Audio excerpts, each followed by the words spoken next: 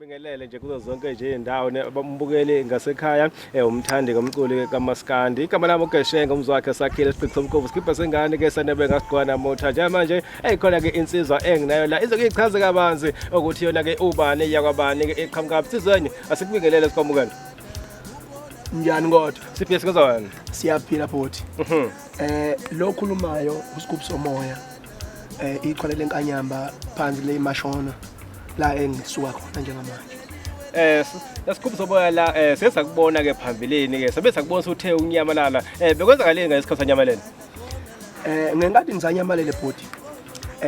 bekusene ingqinamba ethi kumele ngiyilungisa uma uwumculi kumele ube clean ukuze nakubantu ukwazi ukungena kalula nokunezimo ke bese kumele ngiyilungise njengekuzokuzaleka kwami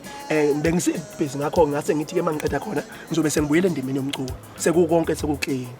kulungele ke sizwa kahle awuqale nje phansi ukutshene nje umbukeli ngasekhaya ukuthi uma masikhuluma ngalensizwa sikhuluma ngobani eqhamuka phezalo ubani kanje uyichaze nje lensizwe ekhulumayo babukeli uSigubhu Somoya njengoba ngishilo elokuzalwa kwami igama ngiNkosikhona ngasemambatheni Sibongo kodwa ke lapha endimeni bakuthe nguSigubhu Somoya kodwa ke kuqala ngabe ngibizwa ngexhole lenkanyamba angilikhipha ke lelo gama ngesizathu sokuthi insizwa ngithe ngihamba endimeni ngibizwa ngexhole lenkanyamba kwakhona insizwa engiqhubula ngokuthi nguSigubhu Somoya yingakho ukungibone sengikhipha ngelithi Sigubhu Somoya ngoba bengisawulungisa izinto nezikhonkwane ngiyoshintsha izikhonkwane endlini kwagogo ukuze ngikwazi ukuthi mangifika endimeni ngimelane nezinsizwe ezinye ingakho ukungibona ngikanjena ngiqhamuka mina ukuzalwa kwami ngazalwa lenkonjeni ngangizahlala empolweni ngasuka empolweni ngaye eMkhazane sengisemashona ke la ngikhona ngokuhlala manje kulungele isigaba lesigubhu Somoya sohlanje ngolunye usuku phela khona nezigubhu kodwa kulungele ngesake lapho ke egojini awuchazele ke umbukeli ngasekhaya nomthandi kaMaskandi ubaphatheleni kulonyaka kulonyaka ngibaphathela umsebenzi onzima kakhulu ngiyethemba bazothakasela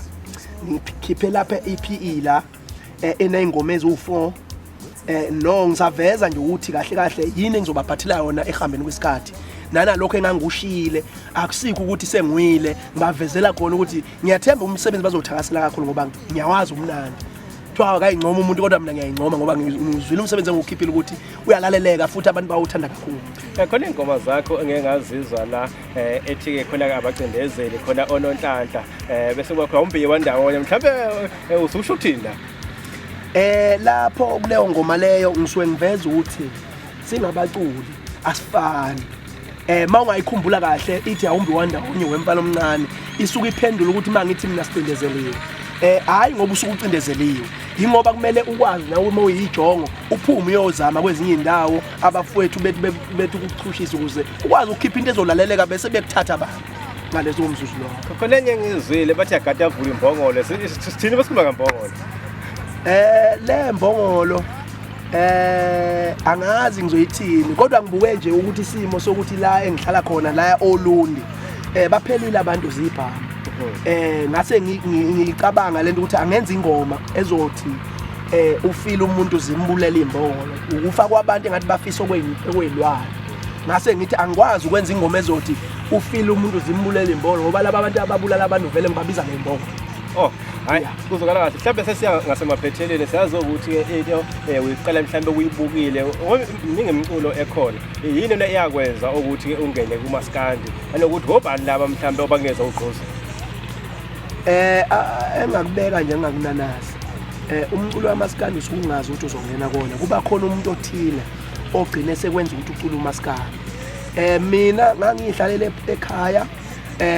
ngacela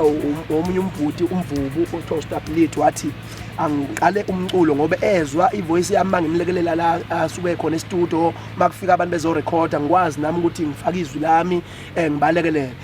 kwase kuba uyeke ogcine sethi ndoda nawe ukuthi phela ufaka sizwe ukuthi ungathini ngase ngifaka ke nami ingoma eyashisa ikhotha kakhulu abantu abaningi bayazi eyayithi alikho iqila ikhotha emhlanje kwakuyimi lo engangibhalela ngoma ngabhalelwa ngamuntu namanje ke njengoba sengibuyile ngithi ufile umuntu zimbulele imbongolo ingoba ngiyibhalele nje isho lento yokubhala ikhona yebo bantu nakubukela kosigwebo sentambo abantu ebangenza ukuthi ngize ngikwazi ukuthi ngoba nizwa uNkulunkulu uShemen nje usigwebo sentambo umnenga ngimbukela kuShemen ngathanda ukuthi nami sengathi ngakhipha njengosigwebo sentambo ilokho njengakusho njengamanje. Mhlambe nje ongafisa ukubabonga ke sesiphetha ke umsebenzi wakho obenabo uqala umculo kuzobe manje. Engababonga kakhulu amakhithangoma abengisekile kulo msebenzi omdala. Ngiyanibonga bafowethu ukuthi kwande lapha enithathe khona njengoba nabanye sibuyile nabo nabanye kukhona bengabuyanga nabo ngesimo samatoho kodwa babuyile abanye sizoqhubekela nomsebenzi engwenzile ube impumelelo kakhulu ngiyababonga ngibonga ubaba ongizalayo inkanyama ngiyayibonga nayo lapha ekhona ukuthi kwande lapha ethatha khona ukuthi ngixhase ngalendlela engixhasa ngayo nomama ongizalayo ngiyabonga ukuthi engixhase ngalendlela engixhasa ngayo ngothando lwabo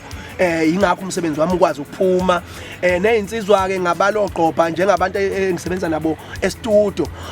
abafowethu bangithakasela uSikhumba ngeke ngipheze kuSikhumba nguye bengisebenza naye lezi ingoma kakhulu uyena umuntu engathi ngiyambonga naye bafowethu lapha kakhona inkosi imbusise njalo phinde usikhumbuze ubona sikhuluma naye lo enikhuluma naye bafowethu ikhona lenkanyamba #uSigubsomoya Kulungile kakhulu sibonga kakhulu ke insizwa koSigubhu Somoya yona ke kade sikhuluma naye igama lami ngeke ngishilo uGeshenga umzwakhe sakhile isiqhubeko somkhovu skipha sengane sanebe ngasibona ukuthi sibonga kakhulu umbukile lapha ngasekhaya siyabonga.